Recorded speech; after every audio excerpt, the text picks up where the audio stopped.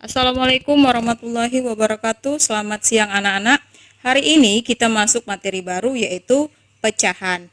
Dalam kehidupan sehari-hari sering kita jumpai masalah pecahan. Misalkan saja, satu kue lingkaran penuh kita bagi menjadi beberapa potong bagian. Nah, potongan-potongan dari kue itulah yang disebut dengan pecahan. Apa itu pecahan? Pecahan adalah bagian dari keseluruhan. Secara matematika, pecahan adalah setiap bilangan yang ditulis dalam bentuk pembagian itu disebut pecahan. Bilangan yang dibagi disebut pembilang, bilangan yang membagi disebut dengan penyebut. Jika pembilang itu A, penyebut itu B, maka pecahan itu adalah A per B. Dengan B tidak boleh 0. Kenapa tidak boleh 0?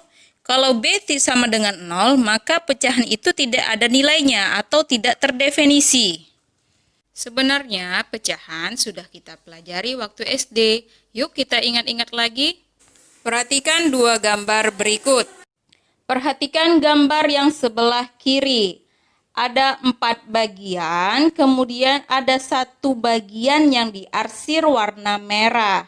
Sehingga bisa kita tulis dalam bentuk pecahan. Bagian yang diarsir adalah 1/4.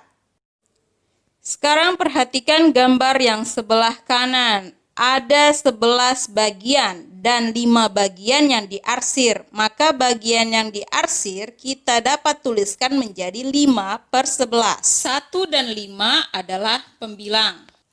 4 dan 11 adalah penyebut. Sekilas kita ingat kembali tentang pecahan senilai. 1/2, 2/4, 3/6 merupakan pecahan senilai.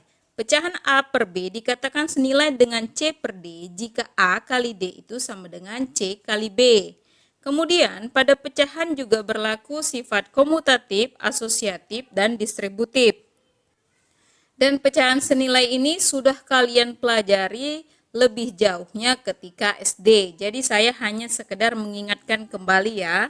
Sekarang kita masuk pada jenis-jenis pecahan. Yang pertama pecahan biasa, yaitu A per B dengan B tidak sama dengan 0. Contoh 3/4. Yang kedua adalah pecahan campuran. Pecahan campuran itu merupakan gabungan dari bilangan asli dan pecahan biasa. Bentuknya C A per B. Pecahan biasa dapat kita ubah menjadi pecahan campuran jika A per B dan A-nya harus lebih besar dari B. Contoh 13/5. 13 itu kan lebih besar dari 5. Jadi 13 bagi 5 sama dengan 2, lebihnya 3. Jadi 13/5 itu kita ubah menjadi 2/3/5.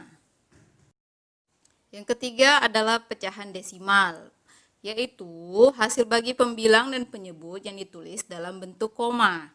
Contohnya 1/2 kita ubah ke pecahan desimal menjadi 0,5 karena hasil bagi 1 dan 2 itu hasilnya 0,5.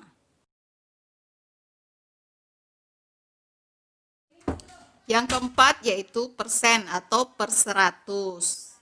Contohnya 2/5 kita ubah menjadi persen, caranya 2/5 dikali dengan 100%, sehingga 2 kali 100 hasilnya 200, menjadi 200/5%. 200 bagi 5 hasilnya 40%. Jadi 2/5 diubah ke persen itu sama dengan 40%.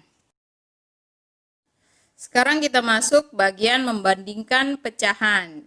Pertama, membandingkan sesama pecahan biasa, yaitu pertama, jika penyebutnya sama, perhatikan saja pembilangnya. Jika pembilang A lebih besar daripada pembilang C, maka A per B lebih besar daripada C per B. Jika pembilang A lebih kecil dari C, maka A per B lebih kecil daripada C per B. Contoh 3/5 dengan 4/5, penyebutnya sama-sama 5. Karena 3 lebih kecil dari 4, maka 3/5 lebih kecil dari 4/5. Yang kedua, jika penyebutnya berbeda, ada dua cara. Yang pertama, samakan penyebut, yaitu dengan cara KPK. Contoh, 3/4 dengan 5/6. KPK dari 4 dan 6 adalah 12. Kita ubah dulu 3/4 sehingga menjadi 9/12. 5/6 kita ubah menjadi 10/12. Sehingga 5/6 lebih besar dari 3/4. Yang kedua dengan cara kali silang. Contoh yang sama, 3/4 dengan 5/6. Kali silang saja, 3 kali 6, 18, 4 kali 5, 20. Sehingga 5/6 lebih besar dari 3/4, karena 20 lebih besar dari 18. Sekarang bagaimana membandingkan pecahan yang berbeda jenis? Caranya, ubah semua bentuk pecahan menjadi desimal. Contohnya, 3/4, 0,5, dan 58%. Kita ubah dulu 3/4 menjadi 0,75, 58% menjadi 0,58. 0,5 lebih kecil dari 0,58 lebih kecil dari 0,75, sehingga 0,5 lebih kecil dari 58% dan lebih kecil dari 3/4. Terima kasih, sekian dari Ibu. Wassalamualaikum warahmatullahi wabarakatuh. Dipelajari ya, Nak.